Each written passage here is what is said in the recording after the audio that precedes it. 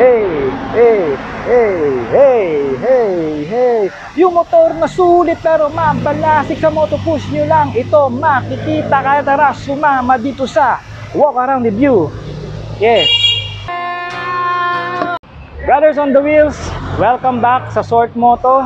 Today's episode, pag-uusapan natin ngayon ang isa sa pinakakilalang model bikes ng Motopush, ang Typhoon 150. So bago tayo magpatuloy dyan, ini-invite ko muna ang lahat ng mga bagong viewers natin na mag-subscribe, click the bell and all buttons dito sa ating YouTube channel, and like and follow naman sa ating Facebook page. So tamang-tama itong motor na ito dahil panahon ngayon ng bagyo. Dahil dyan, kaya kang sabayan ng Typhoon 150 para maging service bike mo. So tara, let's get it on!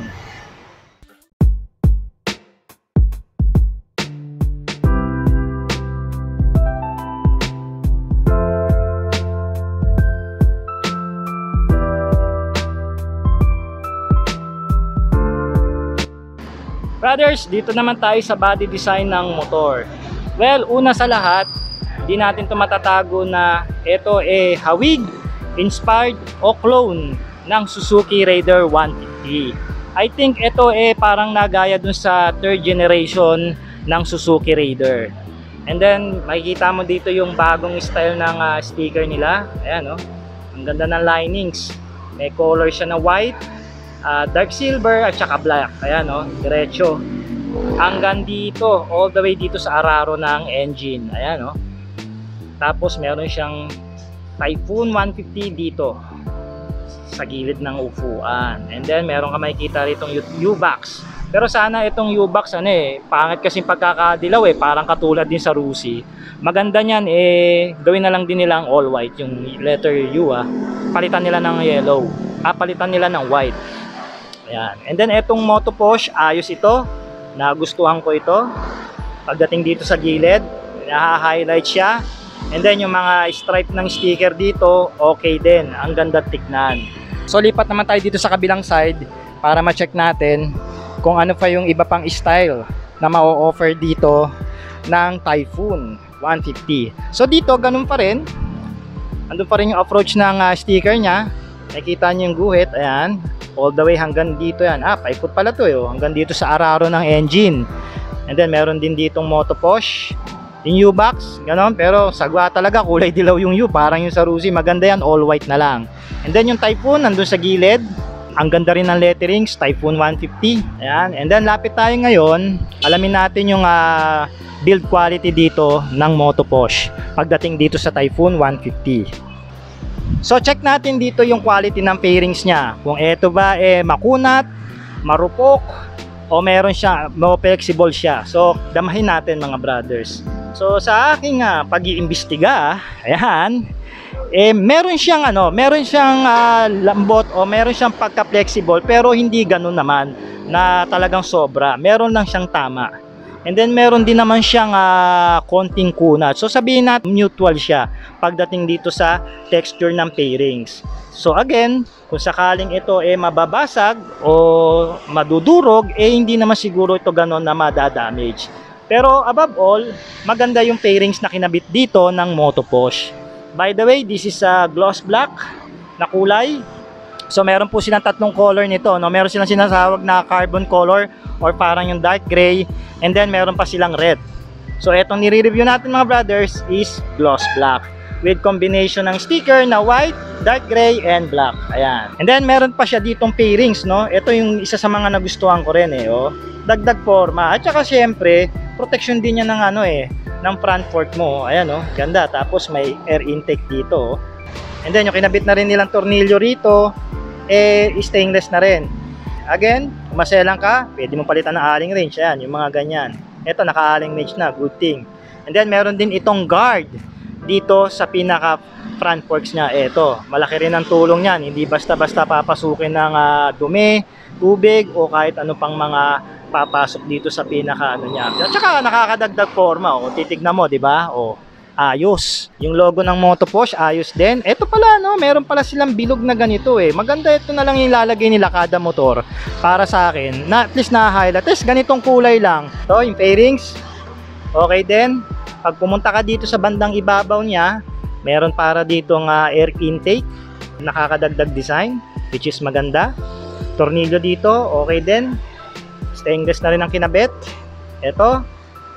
And then ito. Tapos yung grab bar, which is para sa akin ordinary lang din. Again, ito nga ginaya talaga doon sa Raider 150. So yung approach ng grab bar, halos same din. Pero ito is a gloss light silver, which is okay naman. Pagka hinawakan ko, ako medium pero medyo parang maliit. So hanggang dito, kapit. Ayan, kita nyo ba mga brothers? Ayan. So kasya naman dalawang kamay pag dito. Di ba? Kung dalawang kamay ka mangkas o isang kamay ka umawak dito sa grab bar, ayos siya. Pagdating dito sa rear foot pegs, okay din. Kasi stainless na yung nilagay nila. Pagdating dito sa tambucho, etong style ng tambucho nila mga brothers, sports naman ito. Kaso ito yung mga panahon ng 90s at saka 80s sa mga big bike na Japanese big bike. Ganito lang yung mga ano noon. I remember na sa grupo ng kapatid ko, ganito lang yung mga tambucho ng big bike, which is okay naman. Pero siguro sa mga darating na bagong models ng Motoposh, palitan na nila. Ayan. Pero ito, gusto ko to yung detail na to. Merong Motoposh dito. Ayan, di ba?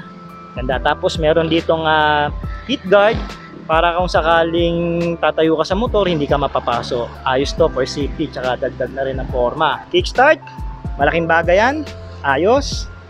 Ito medyo hindi ko gusto kasi parang pan tricycle lang style hindi pang sports Siguro pwede naman itong palitan pagtagal ng Motoposh yan, para mas mukha namang sports style lang dating. No, ito okay lang naman. Chrome siya. Wala namang problema. Pero above all, okay naman gamitin. Yun lang, hindi siya sumasabay, di ba? Yan. Sa engine, makikita nyo dito yung pinaka status ng langis. Ayan parang kahit hindi mo nasilipin dun sa dipstick, makikita mo dito kung maitim na yung langis mo o kung malinaw pa siya. Okay ito, malaking tulong yan. And then okay din yung tornilyo rito, although cross screw o Phillips yung nilagay nilang tornilyo, okay, at least stainless. Punta tayo dito sa pinaka headlight ng motor. Ayan. Yung headlight ng motor, pagka tinitignan ko mga brothers, talagang parang ano siya ito yung original na mukha ng mga motor ng Suzuki. Parang ibon, parang nga yung Falcon ng Hayabusa. Pero syempre, ito inspired doon, doon ginaya. So dito makikita nyo yung hulma ng niya, ng headlight niya, ang ganda Meron ditong slope di ba? Para talagang mukha ng isang ibon na mabilis lumipad. Then merong sticker dito. Ayan Okay din yung tornilyo, same approach pa rin. Ayos yan. Hindi mo napapalitan. Pero ito ordinary lang. Pwede mo rin palitan ng adding range. It's up to you. And then yung kulay ng kanyang windscreen o windshield smoke black. Yan, may pagka-black siya konti. May plastic lang pero ayan siya which is maganda rin. Tapos yung headlight niya, although hindi ito bubog, plastic lang, pero makapal naman yung pagkakagawa. In short, quality. Ayos. Then meron pa siya ditong style na na parang air intake Ang ganda di ba? Which is nakakatulong yan sa aerodynamics para sa mga airlags pagka nag-high speed ka. And then at the same time, forma na rin yan mga brothers. Okay, dito naman tayo sa likurang bahagi ng motor. So sa rear fender, wala namang special Makikita nyo naman na napakasimple lang yung pagkaka-design ng rear fender. Again, katulad pa rin to sa Raider 150. Okay naman, makapal, quality naman. Nandito yung kabitan ng pinaka plate nya. Tapos may reflector. Tapos yung design, taillight hango pa rin doon sa iconic model na Suzuki, ang Raider 150. Okay din, makapal. So silipin natin yung underneath. Yung underneath malinis din. Yung tornilyo na kinabit dito is stainless, pero Phillips pa rin. Screwdriver type, ayan, wala namang problema dyan. Kung gusto mo ng alling range, pwede mong pagpapalitan. And then ito, naka monoshock, mamaya discuss natin yan. Nandito yung pinakasusian ng upuan pag gusto mong pag magpapagas ka na, at saka kung may kukunin kang gamit dun sa maliit niyang compartment. So brothers on the wheels, ngayon naman alamin natin ang seating height niya. So again, I'm only 5'4" at ito ang itsura ko sa Typhoon 150. As you can see, tingkayad ako konti ng mga 2 inch o 3.5 inch dito sa motor na ito. may kataasan siya. So nakasapatos ako ngayon, mga 4.5 ako, 5.5 mataas. So imaginable to pagka mga 5.5 ka na pataas, lalapad ka na. Pero ako siguro sa ganito kong height, kung meron akong angkas na medyo may kabigatan, lalapat na ako dito. Pero again, hindi naman ayan o. Igilid ko lang konti, lumalapat na yung paa ko eh. Ayos naman. Dito ako banda sa unahang motor. So kung matangkad ka, aatas ka konti. Kaya sides na natin para maposisyon mo na maayos yung paa mo.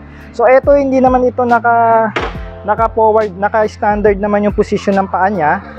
Pagdating dito sa seat height setup niya, ayan which is okay naman para sa akin. Ayan. And then move over naman tayo dito sa position niya pagdating sa handlebar. So ito para sa akin hindi siya ganong upright, Meron siyang yuko konti lang. Kasi bakit? Ito kasi naka-clip on handlebars mga brothers. So pag sinabing clip on, nakaakap dun sa tinidor yung pinaka manibela niya. So mostly makikita natin yung ganitong approach ng motor sa mga sports bikes, sa mga classic bike na copy racer. Pero itong underbone na to kasi is a sports style motorcycle, so naka-clip on siya. Pero may rise siya na I think nasa 3 inches to. So medyo tumaas siya konti, pero may yuko siya, Siguro sa mga long ride o sa mga traffic, meron itong ngawit. Hindi natin maya to. Pero syempre, sanayan pa rin.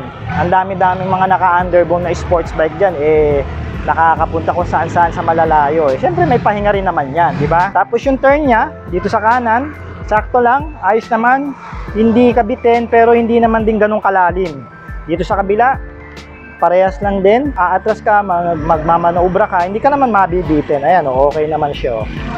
Tsaka ako natutulak ko naman sa height ko. Madali ako makapagmanoobra. Ayos naman.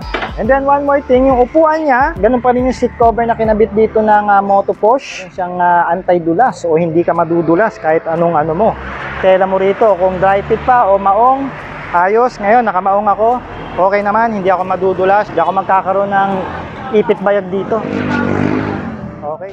Okay mga brothers, ngayon naman pag-usapan naman natin ang handlebars at controls nito and mga switches para malaman natin yung basic dito sa Typhoon 150. Unahin na natin yung gauge panel niya. So yung gauge panel niya is a pure analog. Ayan. So yung ganitong style sa mga sinauna itong Raider. Mula dito sa pinaka speedometer niya, and bad news, wala itong RPM. So pwede nyo na lang pakapitan. Ito yung left and right. Okay to, magkahiwalay, makikita mo kung saan ka nag-sign. And then meron siyang sign ng neutral and high beam. Tapos nandito yung fuel indicator niya kung mauubusan ka na.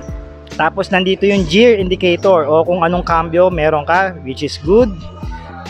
Ano pa ba to? Ano ba to? Engine warning sign ba ito? Sigurado, probably. And then ito yung ignition key niya o ignition switch. Wala namang special, meron lang lock sa manibela. Kung gusto mailak, ayan, pag ganyan. Yan, nakalock na yan. So balik ulit natin. So pag ginawa natin, ang ilaw niya is kulay green. So dito naman sa kaliwa, halos nandito lahat ng switches ng Typhoon 150. Nandito yung switch na sa ilaw. Ayan, ito yung high beam, ito yung low beam. Pag switch mong ganon, hindi ka guys sa iba na itataas bababa mo. So ito, ibang approach ng Typhoon dito. I think parang parehas pa rin sa Suzuki Raider. And then ito yung off ng headlight, park light, and then on ng headlight.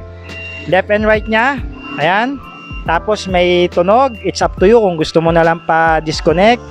Pero okay din yan for safety, at least alam ka na liliko ka. Ito yung horn. Para sa akin, malakas naman for the stock. Pero again, maselang kung maselang ka, marami naman mga aftermarket na horn. Pero sa akin, malakas naman. And then, ito, meron pa itong choke. Para kung mag-i-start ka, kung malamig yung makina mo, lalong-lalo na sa umaga. Ito, ang ganda rin dito ng pinaka-tornilyo ng niya, pinaka-T-post niya. Okay din yung tornilyo. Ito, aling range na rin, di ba? Tapos, nandito, sa kanan naman, makikita natin yung switch ng electronic switch na. Ito, ayan. Ayan, diba? So, one click. Siyempre, bago Patayin na natin mga brothers. And then, dito naman sa handle grip, yung handle grip niya malapad. So, ako medium lang. kung sakaling large o extra large yung kamay mo, may space pa rito ng konti. Ayos ito, di ba? Hindi naman kasi lahat pare-parehas ang lapad ng kamay natin. So yung iba mas malalaki. Kaya ito gusto ko to. Hindi kasi yung ibang scooter, ibang motor maiiksi lang yung yung pinaka handle grip And then itong end bar niya, okay din naman. Bakal, clutch niya malambot. Kahit hindi pa na-adjust, nasa stock position pa lang, pero pwede mo pa yung adjust, pwede mo pang lagyan dito ng langis para mas maganda yung pre-play niya.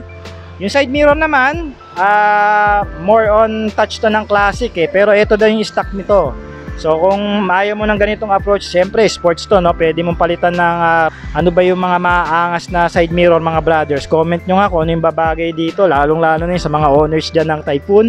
Pero ito bilog parang nalalayo dito sa pinakamotor pero wala tayong magagawa, yun yung binigay na stock dito. Pero okay naman, standard naman siya, papalayo naman hindi malapit. So original pa rin yung side mirror. Dito sa kabila, handle grips ganun pa rin, pati itong end bar nya, yung salamin, ito rin.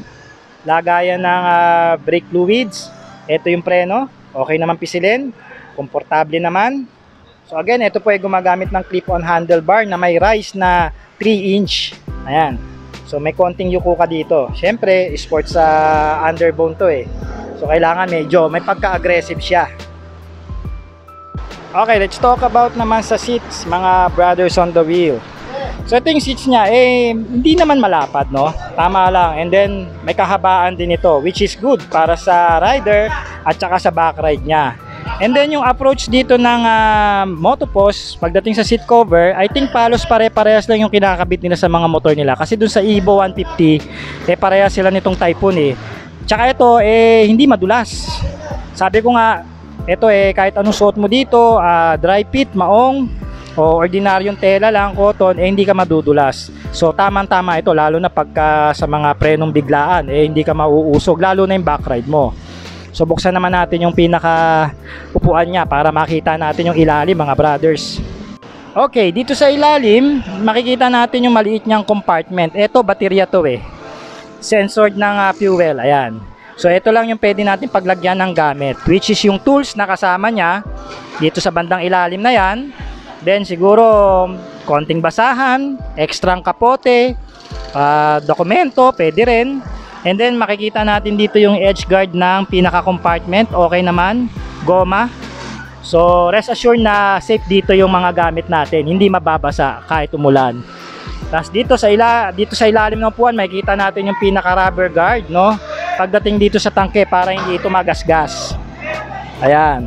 So itong tangke na to may capacity na 4.6 liters. Ayan. Ayon niya sa manual ng Typhoon 150. Again, meron pa pala na iwan.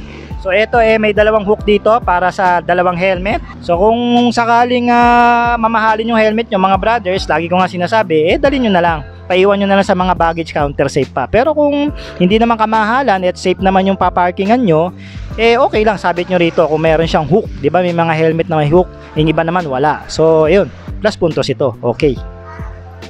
Okay mga brothers, usapang pailaw na tayo. Well, etong motor na ito, although single lang yung pagkakasetup ng ilaw niya, pero hati naman ng dalawa. So makikita nyo may dalawa siyang bulb dito. I guess this is 24 watts lang siguro to, hindi to 30 watts o mas mababang watts to.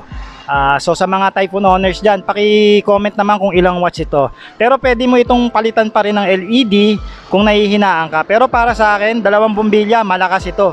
So ayan, nagsasabay. Meron kang ilalim, meron kang taas. And then yung pinaka signal lights niya kasama na rin dito sa headlight, which is good thing pagka nagano siya, para talaga siyang ibon. Ayan, tapos merong park light. Ayan, pwede mo rin palitan ng LED niyan. Marami mga park light ngayon na LED na, yung pang kotse, may pang motor din. Mas maganda pa, iba-ibang kulay niyan, may red, blue.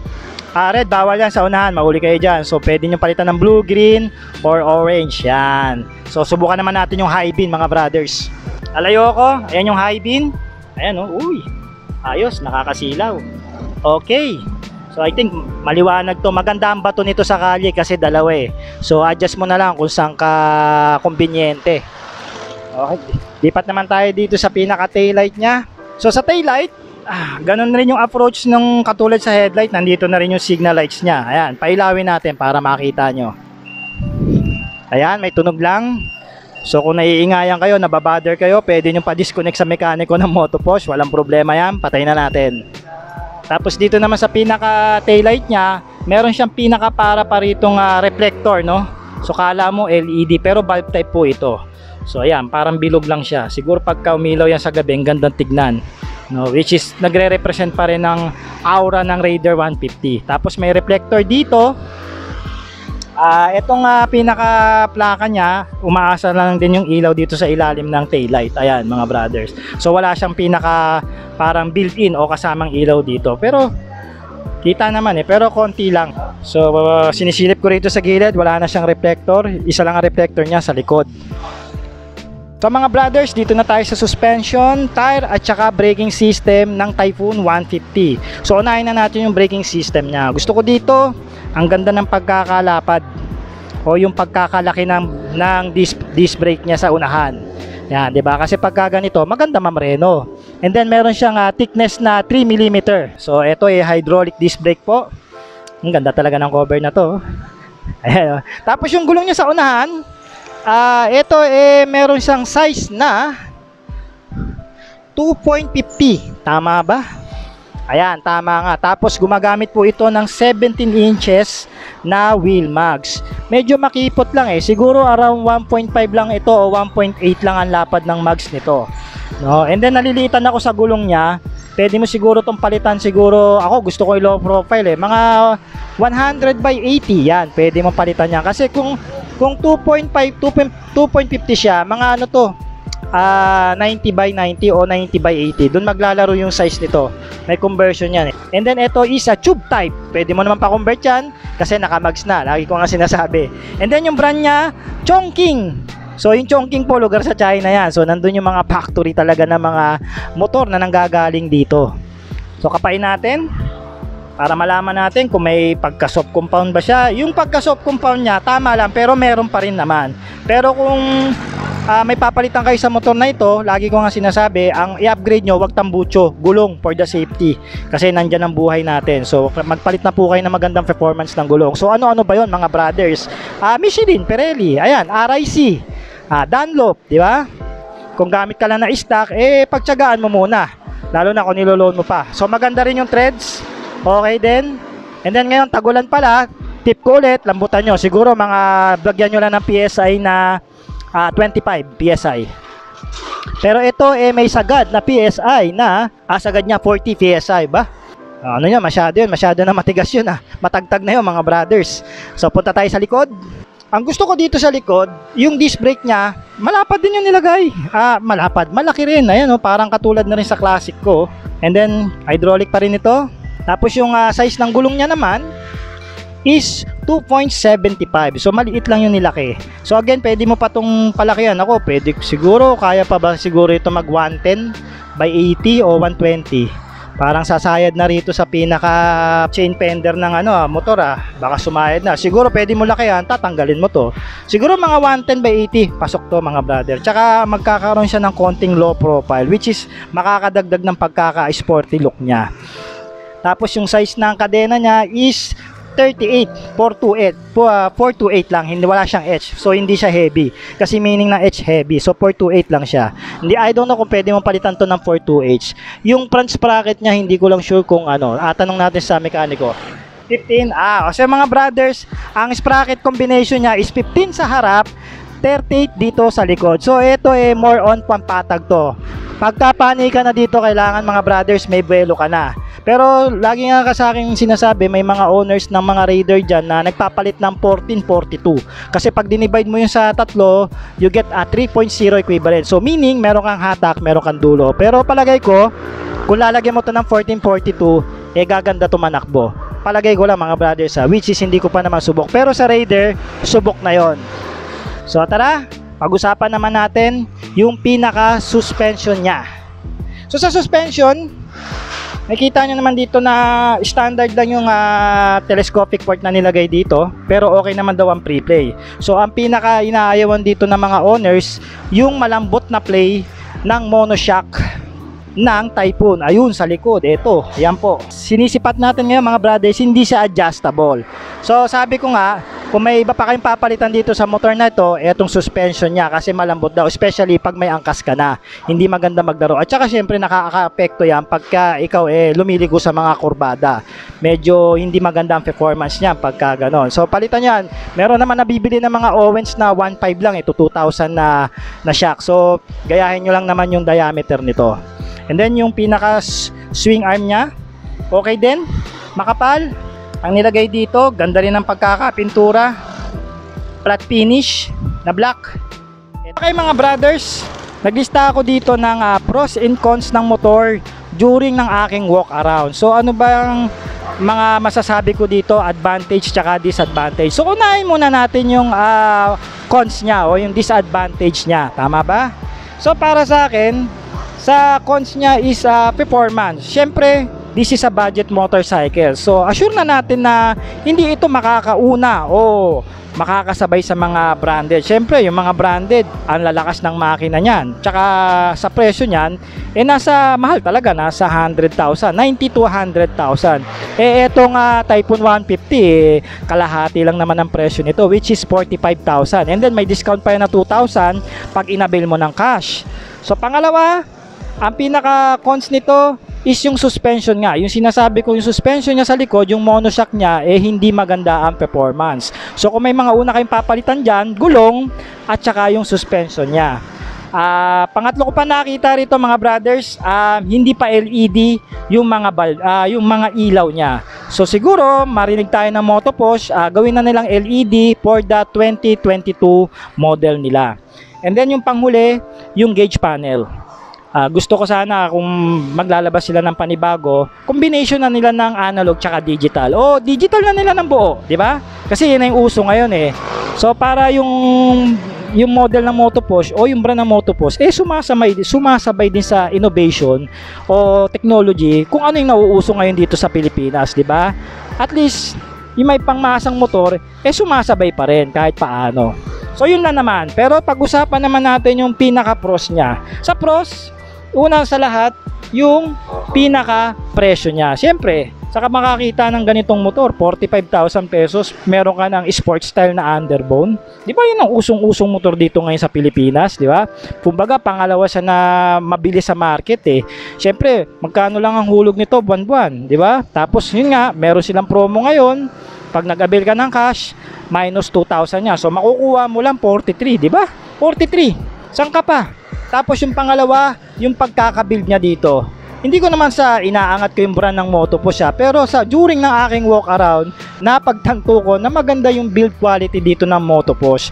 I mean, pwede na rin nating isabay sa mga kakompetensya niya, lalo na pagdating sa labanan ng mga China brand.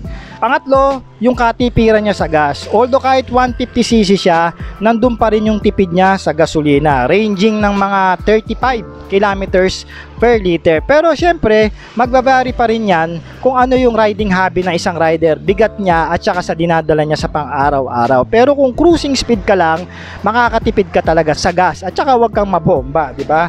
At panguling-uli mga brothers, forma.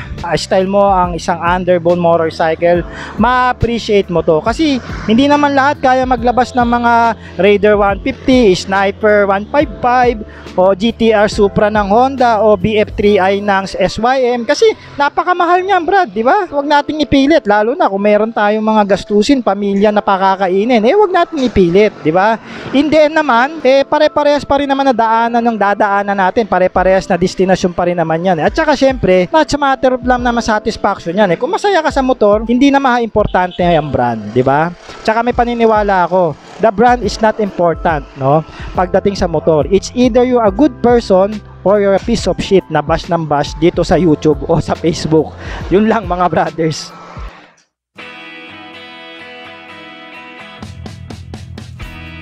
Oo nga pala mga brothers, kung naghahanap kayo dito sa internet ng mga motorcycle parts, accessories, and motorcycle gear, maaari nyong bisitahin ang mga motorcycle shop na pinupromote ko dyan sa Lazada. Make sure you have a Lazada apps and account para maka-order kayo at COD naman yan. Hanggang sa muli mga brothers, ako po si Art ng Short Moto. Maraming salamat po sa panonood at suporta. Ride safe and cheers!